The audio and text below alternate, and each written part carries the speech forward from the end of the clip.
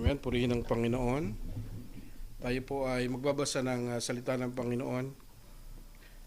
Nandun po tayo sa ating Galatians chapter 5. Beginning 22 po ang babasahin natin hanggang 25. Basahin po natin sabay-sabay. But the fruit of the Spirit is love, joy, peace, patience, kindness, goodness, faithfulness, gentleness, self-control. Against such things there is no law. Those who belong to Christ Jesus have crucified the flesh, its passion and desires. Live by the Spirit, let us also keep in step with the Spirit. Hallelujah. Tayo po yumuko at mananalangin. Hallelujah. Purihin ka, Panginoon. Thank you, Jesus. We worship you, Lord God. We magnify your name, Lord Jesus. We welcome you, Holy Spirit, upon our midst. Ikaw po ay malayang kumilos sa buhay ng bawat isa sa amin, Panginoon, Lord God. Lord, ano man po ang pagmamatigas sa aming puso't isipan, Lord God, ito po ay basagin niyo po sa gabing ito, Panginoon. Hayaan niyo, Lord God, na ang aming pong isipan ay nakatuon sa iyo. Ang aming pong pandinig ay nakikinig sa iyong mga salita at handa, Panginoon, tumanggap ng iyong pagtuturo sa gabing ito, O Diyos. Lord, marami pong salamat. Bigyan niyo po kami ng kaunawaan sa gabing ito sa pamamagitan ng kapangyarihan ng Banal na Espiritu. Sa pangalan ni Jesus, ang lahat ay magsasabi ng Amen. Amen. Palakpakan natin ang Panginoon. Sige po, makakaupo muna po tayo. Muli po, binabati po natin mga kapatid at good evening po sa bawat isa sa atin. Batiin natin ang bawat isa. Sabihin natin, I love you with the love of the Lord. Yung mga nasa Zoom po, binabati po namin kayo. Kasama po namin kayo. Salamat po. Thank you for joining us this evening. Amen. Purihin ng Panginoon. Amen. Kamusta po tayo lahat? Okay po ba? Amen. Purihin ng Panginoon. Ang ating pong series ay, gaya na sinabi ng ating tagapanguna, is about fruit of the Spirit. Walking in the Spirit. Ang ating pong topic for tonight specifically ay patungkol sa pag-ibig or love. Meron po ditong kwento. Let me just share this story.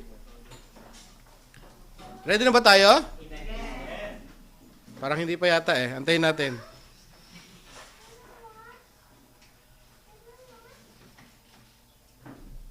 Okay. Ang kwento po na ito ay ang title ng kwento na ito, The Orange Tree and Gardener. A man once planted an orange tree in his backyard. He watered it faithfully, protected it from pests, and ensured it received plenty of sunlight. As time passed, the tree grew tall and strong. But when the season came, there was one problem. There were no oranges. Inalagaan niya, pero dumating yung panahon, lumaki, ngunit walang oranges. Frustrated, the man called an expert gardener and asked, "Why is my tree not bearing fruit?" Tinanong niya yung expert eh. The gardener examined the tree and said, "The problem is not on the outside, it is in the roots. If the roots are unhealthy, no matter how strong the tree looks, it will not produce fruit." This is how love as the fruit of the Spirit works in our lives. Amen? Hindi sa panglabas eh. Mahalaga yung nasa loob eh. Yung ang Panginoong Hesukristo ba ay nasa atin. Many people try to look loving on the outside, doing good deeds, being kind when convenient, or showing affection when it benefits them. But true love, the kind that Paul describes in Galatians 5:22-23, comes from transformed heart rooted in Christ.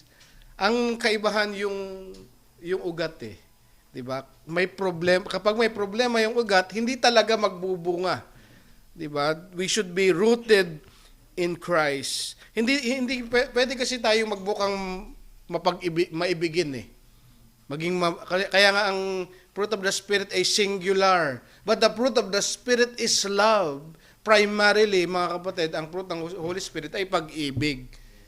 Pwede tayong magmukhang maibigin sa ating kapwa, mabait, mabuti, tumutulong sa iba. pwede tayong magmukhang mabuti, pero yung totoong love ang tinutukoy natin dito na rooted in Christ. If our hearts are not connected to the source or God's love, we will struggle to produce real love in our lives.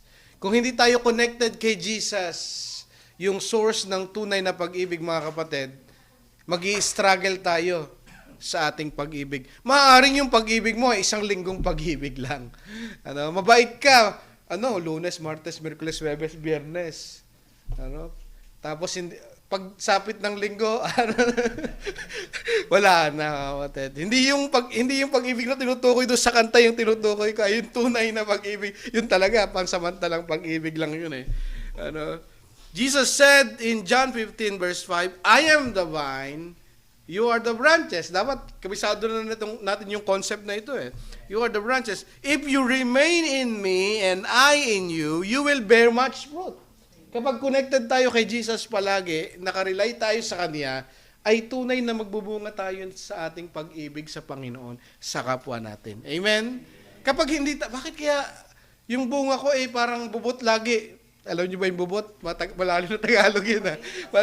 Maliit lagi yung bunga ko. Parang ayaw lumaki yung bunga ko. Parang kakaunti lamang.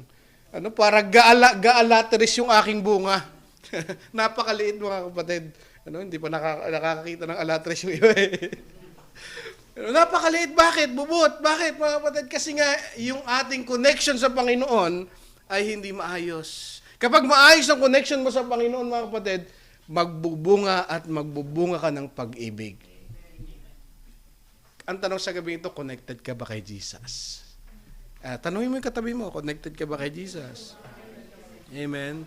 So the question is, are we trying to produce love on our own? Sa ganang atin lang, nagpo-produce tayo. Hindi, kasi kailangan kong maging mabuti, kailangan kong maging maibigin on our own, or are we rooted in God's love, allowing His Spirit to bear fruit in our lives? Kasi kapag connected ka sa Panginoon, lagi kang babad sa presensya ng Panginoon, you are walking in the Spirit. Kaya nga ang ating series is Walking in the Spirit eh. Resulta lang yung fruit of the Spirit. Kapag lumalakad ka sa gabay, sa presensya ng Panginoong Jesucristo, ng Panginoong Diyos, ng banal na Espiritu, magbubunga ka, mga kapatid eh. We will continue our series about fruit of the Spirit. Last week, we discussed the context of Paul's letter to the Galatians and how he wonderfully juxtaposed the visible act of those who gratify the flesh. Nung nakaraan, nakita natin, pinakita niya sino yung mga tao na sumusunod o yung mga taong pinaghaharian ng sinful nature ng flesh at yung mga taong pinaghaharian ng banal na Espiritu. Pinakita niya, ito yung resulta. Ito naman yung resulta, yung fruit of the Spirit kapag lumalakad tayo sa presensya ng Panginoon. Kaya nga yung ating lumang pagkatao na sakop, na alipin ng kasalanan ay wala na. Naiimpluwensyahan pa tayo. Kaya nga sabi ko nung nakaraan, parang bumabalik-balik, pinapaalala sa atin yung mga ginagawa natin. Pero hindi na tayo yun. Kasi sabi ng Biblia, 2 Corinthians 5:17, therefore, if anyone is in Christ, he is, anong sabi doon? He is a new creation. The old has gone, the new has come. Bago na. Sabihin sa sarili mo, bago na. Amen? Basta parang bagong luma eh. Bagong luma. Pinapaalalahanan tayo ng ating nakaraan, mga kapatid. Today, let us study about the fruit of the Spirit, which is love. Magpo-focus tayo sa pag-ibig. Una, ano bang ibig sabihin? The meaning. What is the definition of love? Ano ba yung ating pag-ibig? Siguro naman, naintindihan na natin yung ibig sabihin ng pag-ibig. Marireview tayo ngayon. Galatians 5:22, but the fruit of the Spirit is love. Singular, mga kapatid eh. Ibig sabihin, singular fruit lang yan.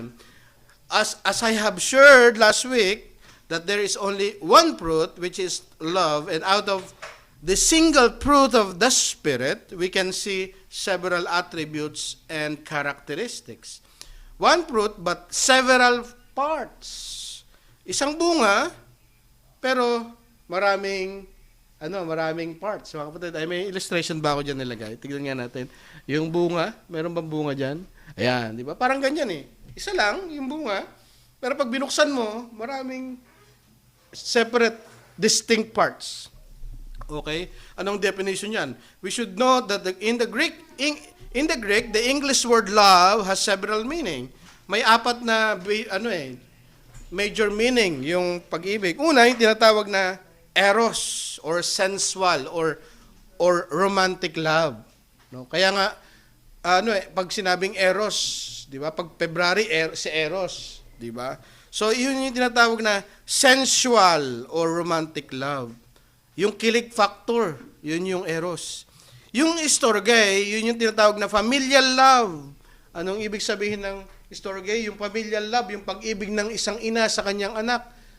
Kasi sa English, pag sinabi nating love, lahat general sense. O I love pizza, 'di ba? I love driving. Pero yung same word ginagamit mo, I love my husband. Same word Pero sa Greek, maraming ibig sabihin. Yun ngang storge, yung familial love, yung pag-ibig ng isang ina sa kanyang anak, ang tawag doon storge. Philios o yung brotherly love, yung mga kaibigan mo, yung kapatid mo sa Panginoon, yung talagang best friend mo, yan yung tinatawag na brotherly love. No? And lastly, yung tinatawag na agape, ito yung tinatawag na God kind of love. Yung pag-ibig ng kagaya ng pag-ibig ng Diyos. Yung unconditional sacrificial love. Yun yung tinutukoy dito mga kapatid na pag-ibig sa fruit of the Spirit. But the fruit of the Spirit is agape. Everybody say agape. No? So ang ibig sabihin ng agape is from biblical love refers to more than just a feeling. 'Di ba? Tayong mga tao, pag sinabi nating pag-ibig, yun ang concept natin palagi yung nararamdaman yung nagpapakilig sa akin. No, pastor, pag nakita ko siya, kinikilig ako 'Di ba? Yun yung akala nating pag-ibig, damdamin lamang. Pero ang sinasabing pag-ibig, ang agape hindi feelings lang mga kapatid. It is about caring for someone regardless of their response.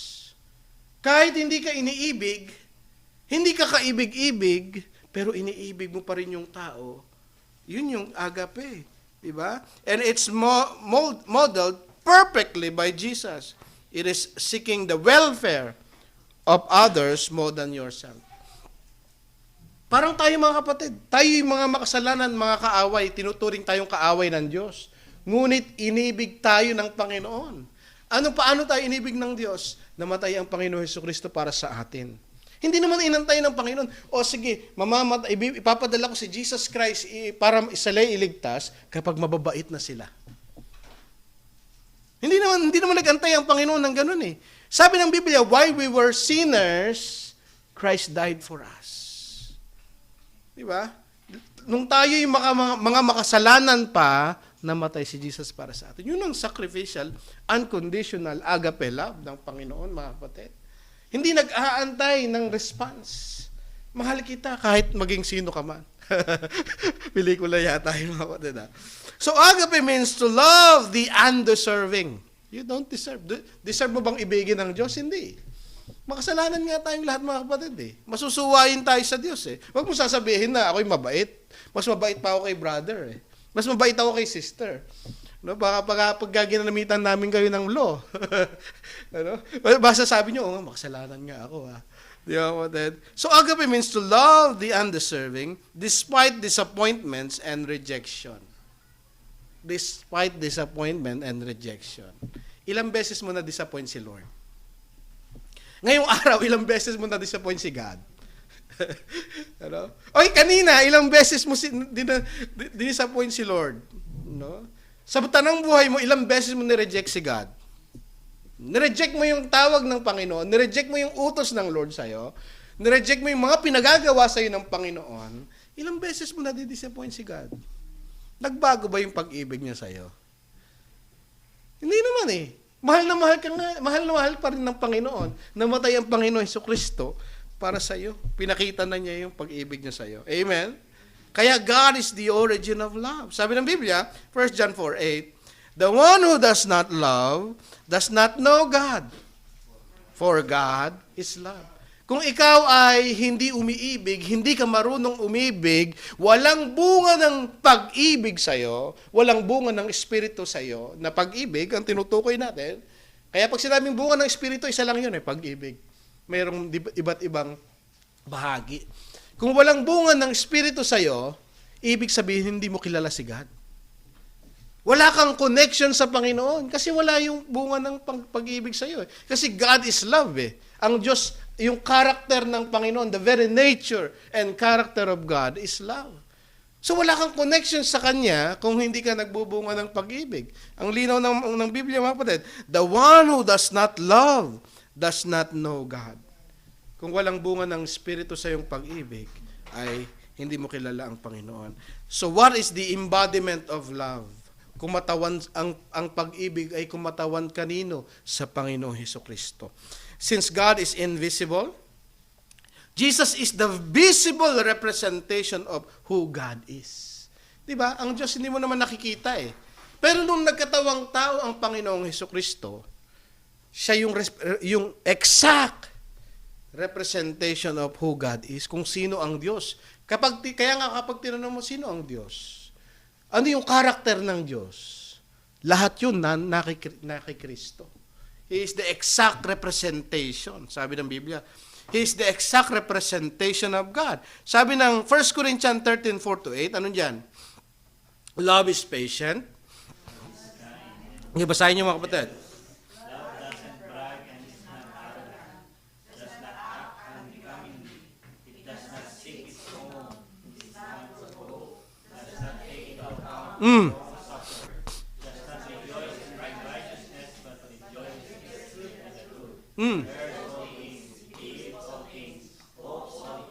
Endures all things, love never fails. Nung tinanong ng mga disipulo ang Panginoon Jesucristo, sabi ng mga disipulo kay Jesus, Jesus, show us the Father. Ipakita mo sa amin ang Ama. Anong sagot ni Jesus Christ, mga kapatid? Ang sabi niya, if you see me, you see the Father. Kapag nakita nyo ako, nakita nyo na ang Ama. Bakit? Yung karakter ng Diyos na kay Jesucristo. Ano yung karakter ng Diyos? Love is patient. Jesus is patient. Love is kind. Jesus is kind. Lahat yan, mga kapatid, na kay Kristo.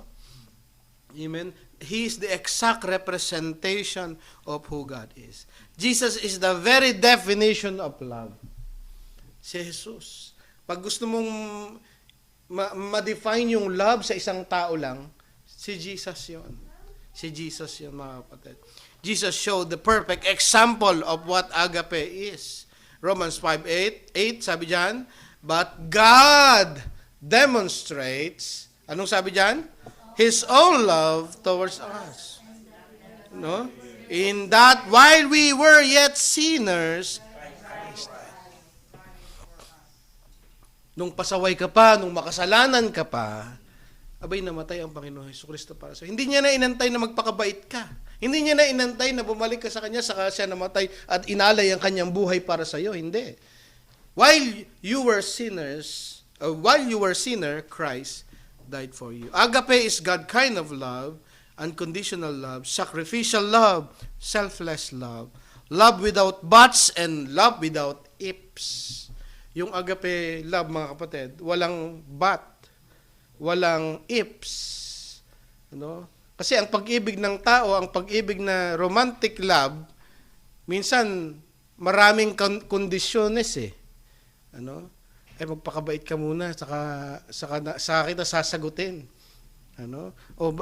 Pastor, gustong-gusto ko siya kasi ang pogi-pogi niya, tall, dark, and handsome. Ano? Kaka-basketball, handsome na umitim na. Ayaw muna. Ayaw muna. Conditional ang pag-ibig mo. Di ba? Ang pag-ibig natin, conditional. Ano? Iibigin ko siya kapag meron siyang trabaho, pagka meron siyang ganito, meron siyang kayamanang tinatago, etc., etc. Marami, mga kapatid. Conditional. Pero ang pag-ibig ng Panginoon ay unconditional love, sacrificial love. Hindi kasi yung ating pag-ibig madalas selfish pang-atin lang eh. Yung gusto ko, ay kasi gusto ko ganito, gusto ko ganyan eh. Pang-atin lang mga kapatid eh. Pero ito, selfless love. Wala namang mahihita si Lord sa atin eh. Di ba? Wala naman eh. Di ba? God can exist without us. Pero inibig tayo ng Panginoon. Namatay ang Panginoon para sa atin, para express niya yung unconditional agape love ng Panginoon. No greater love. Merong story dito mga kapatid. From the days before ready access to vaccines, comes this story. May istorya to. Bago daw po yung dumating yung mga vaccine, kasi nauso na yung vaccine eh.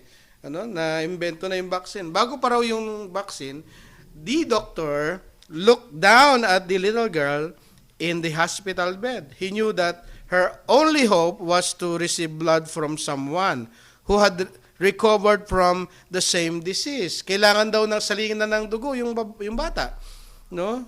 Na naka-recover from that same disease. Okay? Quickly, the doctor found the anxious family and knelt beside a small boy, Johnny.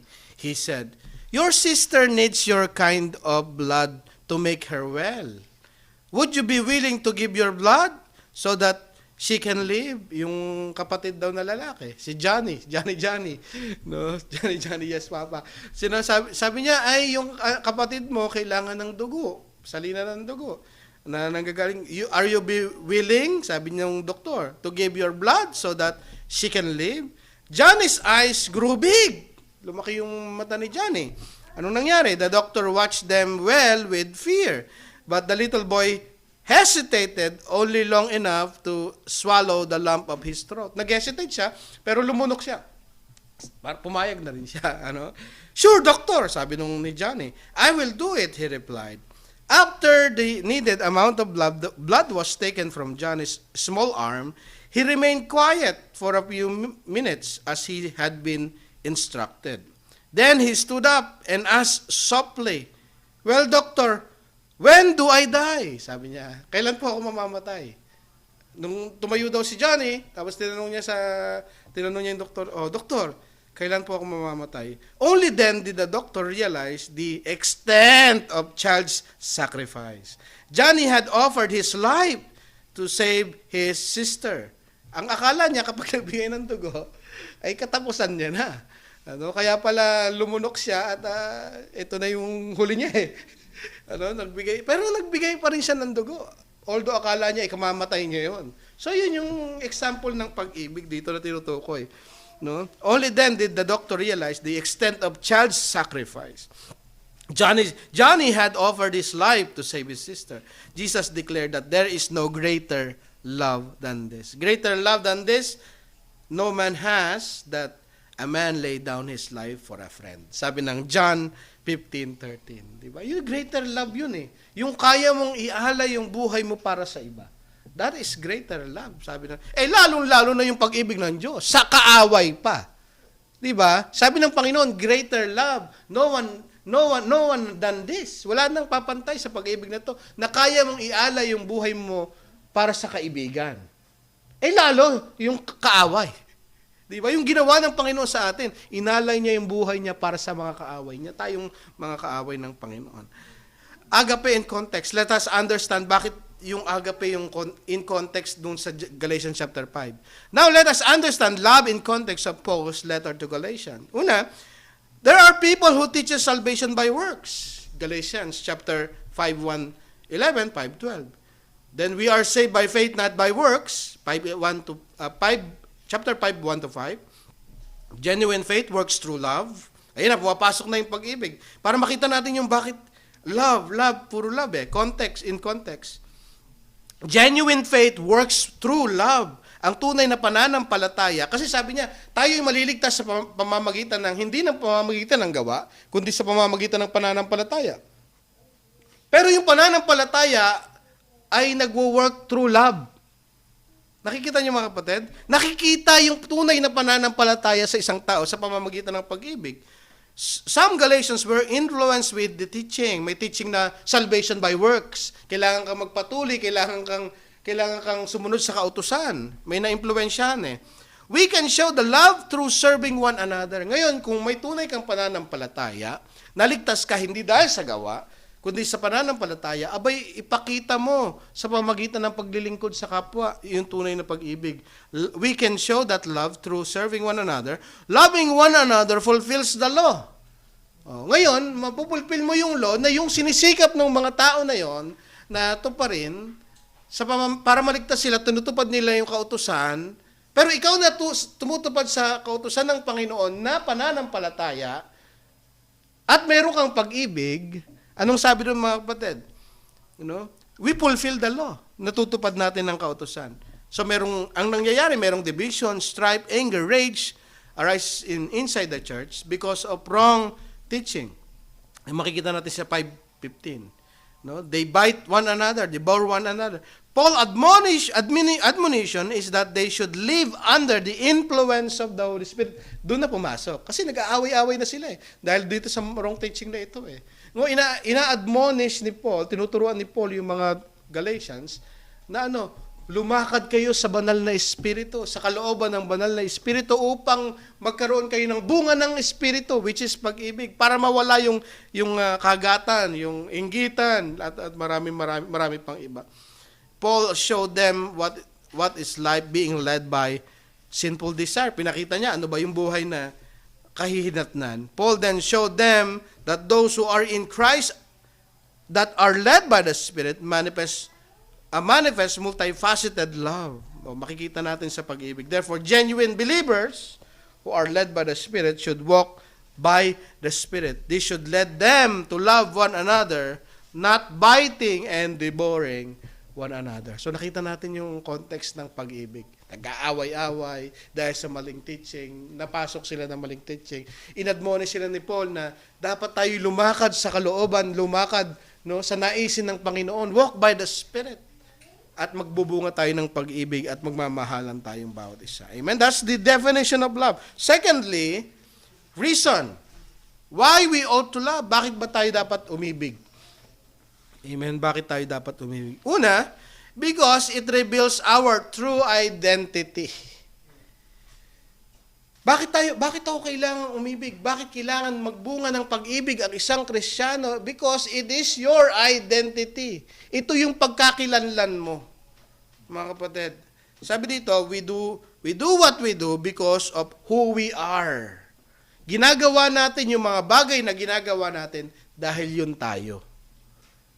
Amen? Umiibig ka, nagmamahal ka, nagiging mabuti ka sa iyong kapwa, nagsuserve ka. Bakit? Because that's who you are. 1 John 3:14, anong sabi doon? We know that we have passed out of death into life because, amen, we know that we have passed. Amen. Malalaman mo daw na ikaw ay ligtas na, ikaw ay tunay na Kristiyano kapag nagmamahal ka sa iyong kapwa. Amen? Sabihin mo kasama mo, I love you with the love of the Lord. Sagutin mo naman, totoo ba? Baka hindi. Kasi sabi dito, totoo dapat. Hindi lamang pakitang tao. Amen? Ay, parang walang Hindi lamang pakitang tao ang pag-ibig. Amen? We love because God loves us. Nagbubunga sa Panginoon ang gagaling sa Diyos. Ulitin ko, we know that we have passed out of death into life. Nagkaroon tayo ng buhay na walang hanggan. Ligtas ka, makikita sa iyo kung ikaw ay ligtas kung marunong kang magmahal. Because, unang reason bakit tayo dapat magmahal? Because it reveals our true identity. Pangalawa, because it is commanded by God. Ito'y inutos ng Panginoon sa atin. Bakit ako magmamahal? Bakit ko mamahalin yung kapatid ko? Sama-sama ng ugali nun. Hindi ka mahal-mahal. Bakit tayo magmamahalan? Bakit inutos ng Panginoong Hesus na mahalin natin ang bawat isa? Amen? Mahal niyo ba si Lord? Susunod tayo sa Panginoon? Amen.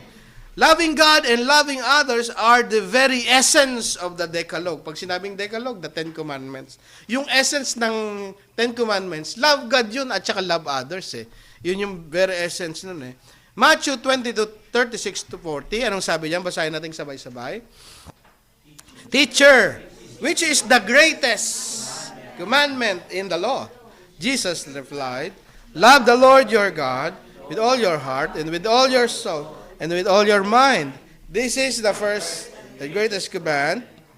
And the second is like it. Love your neighbor as yourself. And all the law of the prophets hang on these two. Lahat ng kautusan dito nakabase. Ano yung una? Dalawa lang. Love God with and love your neighbors. At least 16 times the Bible explicitly commands us to love one another. Biruin nyo, 16 times sinabi ng Biblia na mahalin natin ang bawat isa. To love one another. Commands us to love one another. Mostly in Jesus' teaching and the writings of Paul, Peter, and John. Nakita nyo mga kapatid, meron yata tayong picture dyan eh. Love one another, love one another. Tingnan nga natin na next. Nilagay ko ba dyan? Yung picture natin ng love one another. Meron? Ayan oh. Oh, ang dami niyan. Lahat yan utos mga kapatid. Love one another. Love one another. Pag hindi pa naman tayo nag-love one another eh. Di ba? Yan ay utos ng Panginoon na magmahalan. Bakit ako magmamahal? Bakit ko mamahalin yung kapwa ko? Bakit ko mamahalin yung kapatid ko? No? Eh, hindi ko siya feel. Hindi kami magka-vibes. Hindi po kami magkalugar. Oh, Bisaya siya, ako Ilocano ako. Bakit ko siya mamahalin? Di ba? Laging issue yung mga ganyan eh. Pero dapat nagmamahalan tayo iutos ng Panginoon. Amen? Amen? Sabihin nga natin sa tao sa ating paligid, I love you with the love of the Lord. Ayan, okay? Inutos ni Lord eh. Magmahalan tayo. Okay? Another reason why we should love one another, or why should we love? Because it shows that we are true followers of Jesus. Pinapakita tayo nito kapag nagmamahalan tayo na tayo'y totoong tagasunod ng Panginoon. Kasi kapag hindi ka marunong magmahal sa kapwa mo, hindi ka sumusunod sa Panginoon. John 13:35, anong sabi diyan? By this, everyone will know that you are my disciples if you love one another. So kapag ang isang simbahan lagi nag-aaway, lagi nagkakaproblema, may puro division dito, division doon, partition dito, partition doon. No, parang sa Dubai lang, too much partition eh. Pagka puro gano'n ng simbahan mga kapatid, we are not reflecting that we are true disciples of Jesus. Ang linaw niyan mga kapatid eh. No? Everyone will know that you are my true disciples. Ang tunay na disipulo ng Panginoon ay nagmamahalan. Diba? Oh, I love you with the love of the Lord. Alam mo yan, pakanta natin yun bro. Oo, diba? Let's love one another. Another reason, because it identifies that we are children of God. Kasi ang Diyos, ang Ama mo sa langit, mga kapatid, ang Ama mo sa langit ay pag-ibig. Di ba? Yung ating mga anak, kung may mga anak kayo, it's your reflection whether you like it or not. Eh. May mga certain traits sila na galing din sa atin.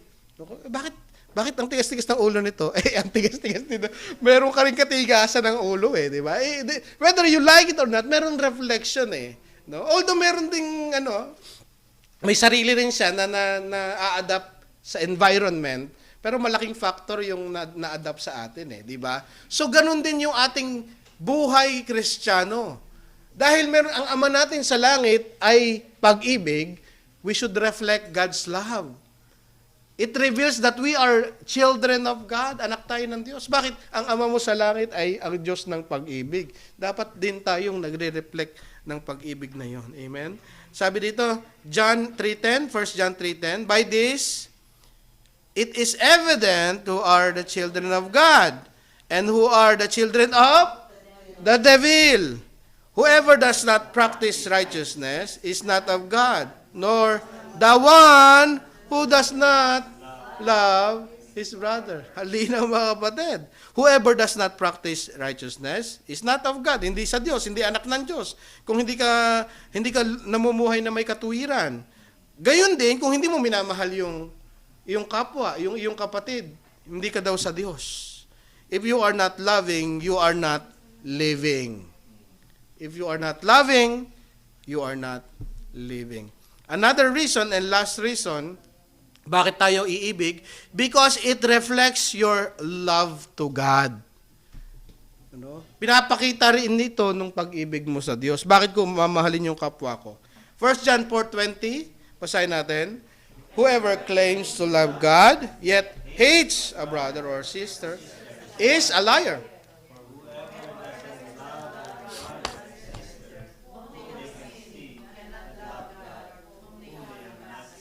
Hindi natin nakikita ang Diyos. God is invisible di ba? Pero yung ating pag-ibig sa Diyos ay nare-reflect noon yung pag-ibig natin sa kapwa. Kung hindi ka marunong umibig sa kapwa mo, nakikita mo yung kapwa mo Paano mo sinasabing naiibig mo ang Diyos na hindi mo nakikita? No? Yun napakalinaw mga kapatid because it reflects your love to God. Last point natin is application. How to genuinely love. Paano ba umibig? Sabihin nga natin, paano umibig? Ayan. Aba, tanda mo na, hindi mo pa alam. Yung biblical reason. Love demonstrated. Let me just share a short illustration. A class of little girls was learning to spell. They spelled a number of small words such as pig, cat, dog, cow, di ba? Sa kapag nursery or elementary, di ba? Spell dog. D-O-G. Spell ka. Naggaganon daw sila, spelling sila ng small word and amuse themselves by imitating the sounds that this animal make, di ba? Then, little Mary was asked to spell love. Sinabi daw niya, Mary, spell mo yung love. She didn't stop to give the letters. Hindi niya binigay yung letters but ran and threw her arms around the teacher's neck and kissed her on the cheek. We spell love that way to our at our house. Sabi niya, ganyan namin i-spell yung pag-ibig sa bahay namin. Kinis daw niya yung teacher niya. Ganyan daw nila i-spell yung pag-ibig. She said, the girls laughed. Tumawa yung mga kasi natatawa, bakit ganun? Hindi siya marunong mag-spell. Siguro, iniisip ng mga kaklase niya. But the teacher said, that is beautiful way, but do you know another way to spell love? Oh yes, cried Mary. I spell love this way. And she began to put the books in order on her teacher's desk. Inayos daw niya yung mga books. I spell love by helping everybody when they need me. Ang ganda, di ba? Di ba? Yun daw yung ibig sabihin ng pag-ibig. Paano mo papakita? Paano mo i-spell yung pag-ibig? No? Dine-demonstrate. Ang pag-ibig dine-demonstrate, pinapakita. Kasi minsan madali lang magsabi ng, I love you, I love you. Pero saan banda? Di ba? Parang hindi mo makita. Ang pag-ibig ay dine-demonstrate. Love in action. Sabi ko nga sa post ko, love is a noun, but it must become a verb. Kasi it's an idea. Love is a noun. Di ba? But it must become a verb. Dapat maging action word yan It shouldn't remain as an idea. It must become an action word. Dine-demonstrate. Ang pag-ibig pinapakita. Amen? Mahal mo ba si Lord? Ipakita mo. Mahal mo ba yung kapwa mo? Abay, ipakita mo. Mahal mo ba yung asawa mo, yung mga anak mo? Ipakita mo. Amen? Love must be demonstrated. Sabi dito ng isang tula, maiksi lang, love and action, sabi diyan, I love thee, and that thou dost know, but how much I love thee, my action will show. Diba? I love thee, and that thou dost know. Alam mo yan, but how much I love thee, my action will show. John 3:16, anong sabi ng John 3:16? Dinemonstrate ni Lord yung pag-ibig niya Hindi niya lang sinabi, I love you. Dinemonstrate niya. Anong sabi ng John 3:16? For God so loved the world that He gave His only begotten Son, that whosoever believes in Him shall not perish, but have eternal life. Yung pag-ibig ng Diyos hindi lamang sinabi, kundi pinakita. Ganyan din sa ating kapwa. Paano natin, wag lang natin sinasabing, I love you, I love you, I love you with the love of the Lord. Pero naka-smear ka, no? Nakasimangot ka, pinag-iisipan mo ng masama, I love you with the love of the Lord. Aba, hindi ganon. Pinapakita, ini-express din ang pag-ibig. Anong sabi ng 1 John 3:16? Kanina, John 3:16. Ngayon, 1 John 3:16. Anong sabi? This is how we know what love is. Jesus Christ laid down His life for us, and we ought to lay down our life for our brothers and sisters. Sa ating kapatid. Si Jesus, pinakita niya yung pagmamahal niya. Si Lord, pinakita niya yung pagmamahal niya. Inalay niya yung tayo din dapat. Ipakita natin. Not literally naman na, pag may ganung pagkakataon, pagkababarilin si kapatid, pwede mo namang, kung kailangan ikaw ang sumalo, wala namang problema. Di ba? Basta parang ayoko nun siya na lang, lagi niya ako chinichismis Pero, hindi, dapat ganun ang pag-ibig. Ibig sabihin, sacrificial. Pag pinag-aralan natin yung context ng 1 John 3, mga kapatid, pagtulong sa kapwa, sacrificial love. Pagtulong sa nangangailangan. No? Wag naman umabot doon sa sitwasyon na gano'n, mababarilin, tapos iaalay mo buhay mo. Kung kaya mo, walang problema, mga kapatid, di ba? Pero yung pagtulong lang, number 1 yan di ba? So, loving others by serving them and helping them grow. Paano natin ibigin ng kapwa? Abay, tulungan natin ng bawat isa na lumago sa pananampalataya. Galatians 5:13, sabi diyan, for you were called to freedom, brothers, only do not use your freedom as an opportunity for the flesh. But, through love, ano daw gagawin? Serve one another. Paglingkuran natin ng bawat isa.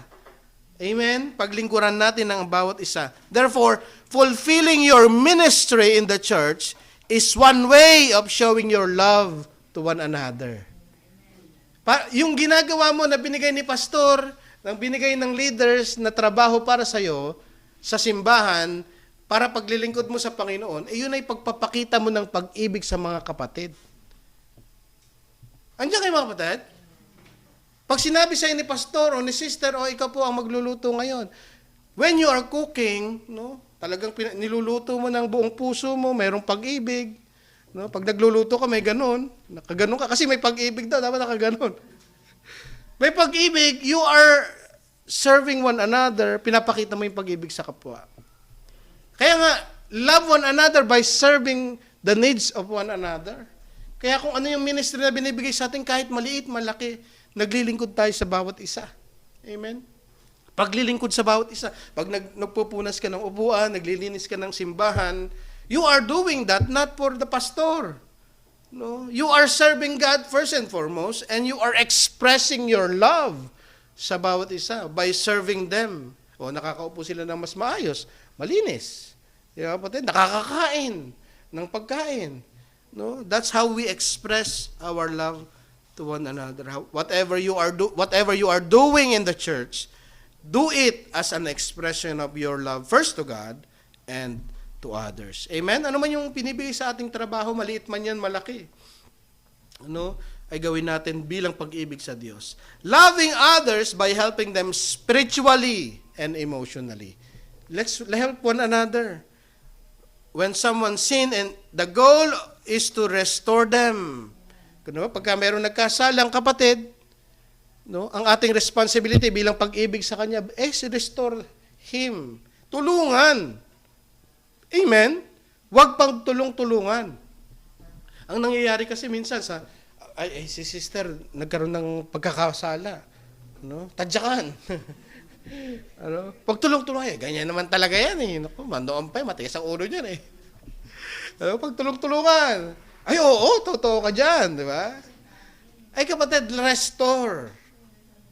Bilang pag-ibig, let us restore that person. Galatians 6:1, sabi dyan, brothers, if anyone is caught in any transgression, you who are spiritual should restore him in a spirit of gentleness. Wag naman harsh.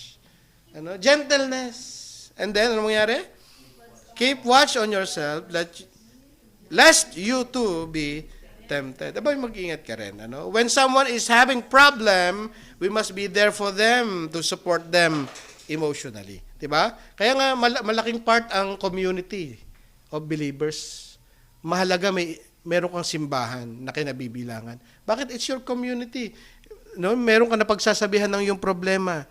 We help one another. Galatians 2:6-2, ano sabi ng Galatians 6:2?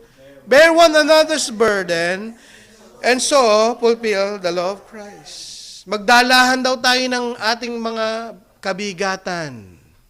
Amen? So, wag mong iisipin kapag ay hindi, ayokong i-share yung aking problema kay pastor o kay sister. Kasi mamumblema din sila. Hindi, yan nga yung trabaho natin. Magbuhatan tayo ng problema. No? Yung kung may mga dalahin ka sa buhay, i-share mo sa amin. Ipagpe-pray namin. Kung pera yan, bahala ka na sa buhay mo. Hindi, joke lang ako. Pagkaya naman, bakit hindi? Diba? Amen. Pagkaya nating tumulong financially, let us help one another. Pero first and foremost, be there for that person. Di ba napakahalaga nun? Yung nandun ka lang eh. Nakikinig ka sa kanyang mga problema, nakikinig ka sa kanyang mga hinaing. Sa mga pinagdadaanan niya, malaking bagay 'yon. Helping one another is show our love to one another by helping them spiritually and emotionally. Lastly, loving others by helping them materially and financially. Ayun na. Material na. Kanina, emotional, yes. Pero ngayon, kung may kakayanan naman tayo, tumulong financially and materially, why not? Amen? Number 1, how we express our love to pastors. Hindi ko sinashare to dahil para ako itulungan nyo. Ito yung sinabi doon sa Biblia, kailangan ko i-share. Responsibility ko yan Number 1, sabi diyan, show your love. Galatians 6:6, sabi diyan, 1 who is taught. Paano mo ipakita yung pag-ibig mo sa kapwa mo? Paano mo ipakita mo yung pag-ibig mo unang-una sa pastor mo? Anong sabi diyan? Ikaw na meron. Aba, yung mga nagtuturo sa iyo ay bahagi naman, ambunan mo naman. Hindi po ako nagpaparinig. Ito yung tinuturo ko lamang. Paano natin ipapakita natin yung pag-ibig natin sa kapwa natin? Una sa pastor natin, sabi doon, love your pastor. How, mga kapatid? Help them materially. Ikaw na tinuturuan, kung meron ka naman, abay tulungan mo yung nagtuturo sa'yo. Kasi you gain a lot from your spiritual life, you grow spiritually because of your pastor, because of your teacher. Pero kapag nanalo ka sa loto, hindi mo bang haginan si pastor? Hindi mo na naalala? Joke lang ako. Hindi natin pinopromote yung loto dito. Ay, pastor pinopromote mo yung loto, batataya ako mamaya. 666. Joke lang ako. So that's how you express your love sa iyong pastor. Diba? Amen, mga kapatid? Kailangan pa bang stress yung idea? Hindi na siguro. Naalala ko kasi isang kwento. Binigyan nila ng regalo yung pastor. Pastor, may regalo po kami sa inyo. First time ever. May regalo po kasi, polo. Wow, ang ganda. Dineliver sa bahay, binigay pa. Tapos pagpunta niya, excited siya, sinuot niya, magpe-preach siya. Pagdating niya sa simbahan, pagkita niya sa mga kortina, abay, retaso pala ng kortina. Kakortina. Yung pinagtirahan ng kortina, ay bago rin yung kortina ng simbahan Yung pinagretasuhan pala ng kortina, abay, yun yung pinagawa ng polo. Di ba? Saya pa ni pastor. First time ever, sabi niya. Abay, nagbago na yata yung mga kapatid. Sumunod na kay Lord. Ipapakita na yung pag-ibig sa akin. Hindi ko na kailangan i-stress pa. Basta alam niyo na ibig sabihin, even though I'm not your pastor, pag may pastor kayo mga kapatid, mga nagtuturo sa inyo, abay, alalahanin natin sila. Amen? Another thing is love everyone, especially your brethren. Paano natin din iuna yung pastor mo? Paano naman yung iba? Paano natin ibigin? Lalong-lalo na yung mga nasa simbahan. Anong sabi dyan? Galatians 6:10?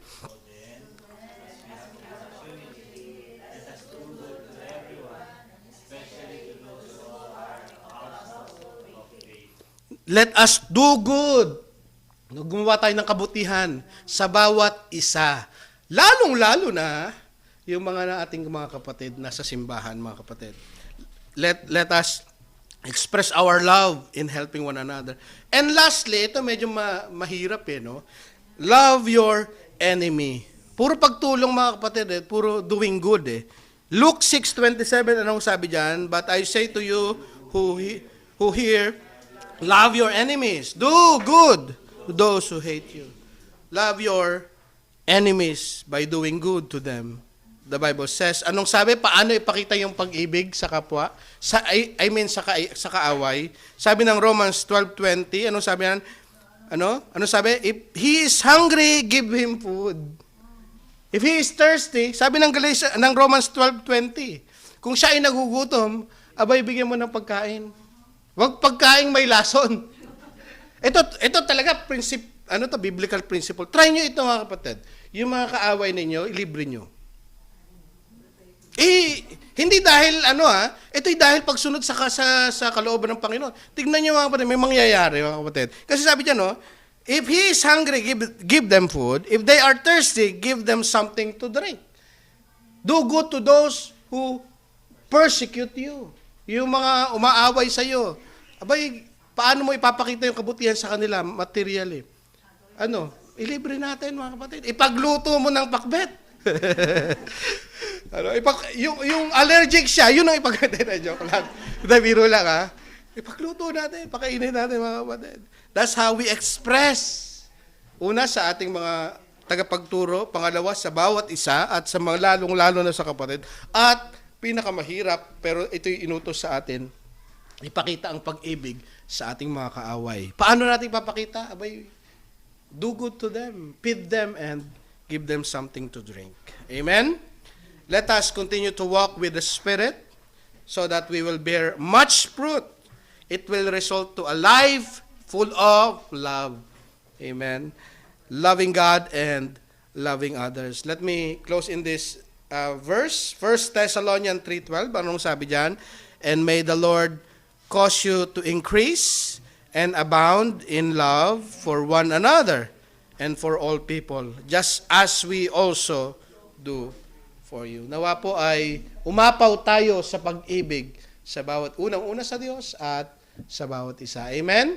Praise the Lord. Let us all stand. Let us sing that song as we end, the Holy Spirit.